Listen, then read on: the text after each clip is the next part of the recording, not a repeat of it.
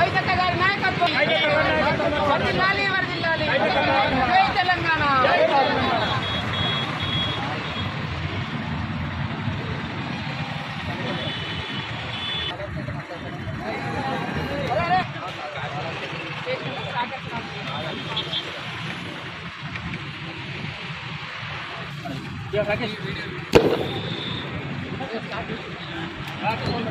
Okay కానీ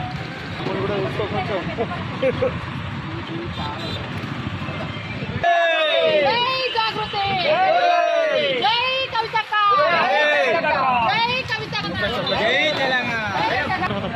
పోయింది ఇప్పుడు పోయి ఓకే ఎస్ చాలు ఓకే మేడం గారు వాడతారు.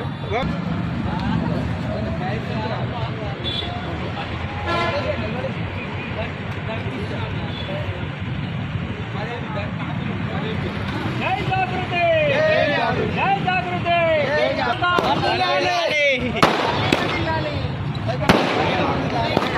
నిలవండ్రా.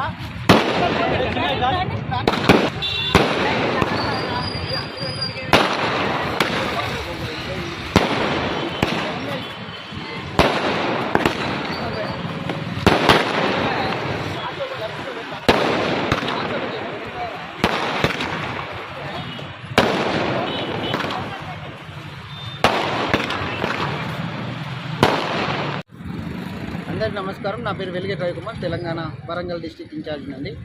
మా కల్వకుంట్ల కవిత అక్క గారి తెలంగాణ జాగృతి వ్యవస్థాపకురాలైన మా కల్వకుంట్ల అక్క గారు లిక్కర్ కేసులో ఉన్న అంతకుముందుకున్న కేసులు అన్నీ కొట్టుకుపోయి ఇప్పుడు క్లీన్ షీట్గా బయటికి రావడం అందరికీ సంతోషంగా ఉంది.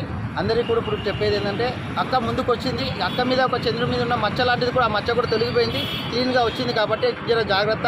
కాంగ్రెస్ గవర్నమెంట్ కానీ బీజేపీ గవర్నమెంట్ కానీ ముందే చెప్తున్నాము, దొంగతనంగా అనుకోకుండా పెట్టిన కేసులను కొట్టేయడం వల్ల ఇప్పుడు అందరూ సంతోషంగా ఉన్నాము. కొత్త పార్టీ పెడుతున్నాము. కొత్త పార్టీకి ఎదుర్కోవడానికి మళ్ళీ కొత్త ప్రయోగాలు చేస్తున్నారని తెలిసింది. ఇప్పుడున్న పరిస్థితులను బట్టి చూస్తే కవితక్క గారి నాయకత్వంలో ఇదంతా కొట్టుకోపోతారనేది కూడా మనమే చేస్తున్నాము. ప్రతి ఊరున్న ప్రతి పట్టణంలో ప్రతి కార్యకర్త ఒక్కొక్కరు అందరూ ముందుకు వచ్చేసి టపాకాయలు పెలుసు స్వీట్లు పంచుకుంటూ పాలాభిషేకాలు చేస్తున్నాము. అక్కకు నీరాజనాలు చేస్తున్నాము. ఎప్పటికైనా తెలంగాణ జాగృతి ఒక గొప్ప పార్టీగా తెలంగాణ కాబోయే తొలి ముఖ్యమంత్రిగా కవితక్క గారు ఉంటారని కూడా మేము తెలియజేస్తున్నాం. కాబట్టి మీరు కూడా కొంచెం జాగ్రత్తగా ఉండి ఇట్లాంటి తప్పుడు కేసులు పెట్టకుండా చూసుకోవాల్సిందిగా కోరుచున్నాము.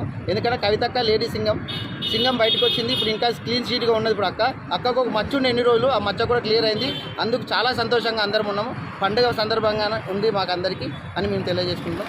బీజేపీ పార్టీ కానీ కాంగ్రెస్ పార్టీ కానీ టీఆర్ఎస్లో కొందరు కార్యకర్తలకు కొందరు మంత్రులకు పాత మాజీ మంత్రులకు కూడా చెప్పేది ఏంటంటే మా ఇంటి ఆడబిడ్డ ఆమె తెలంగాణ ఆడబిడ్డ అంటే ప్రతి ఇంటి ఆడబిడ్డ అనే మేము అనుకున్నాము. ఆడబిడ్డకు ఒక మచ్చ ఉండేది కూడా క్లియర్ అయినందుకు చాలా సంతోషంగా ఉంది. ఇలాంటివి ఏమైనా పెడితే ఖబర్దార్ అందరికీ కూడా చెప్పేది మేము చాలా జాగ్రత్తగా వివరించి ఉండండి. దీనికి ఖచ్చితంగా మూల్యం కాదు, పరునష్ట దావా కూడా వేయడానికి కూడా మేము ఆలోచించకుండా ముందుకు ప్రయత్నం చేస్తున్నామని కోరుకుంటున్నాం.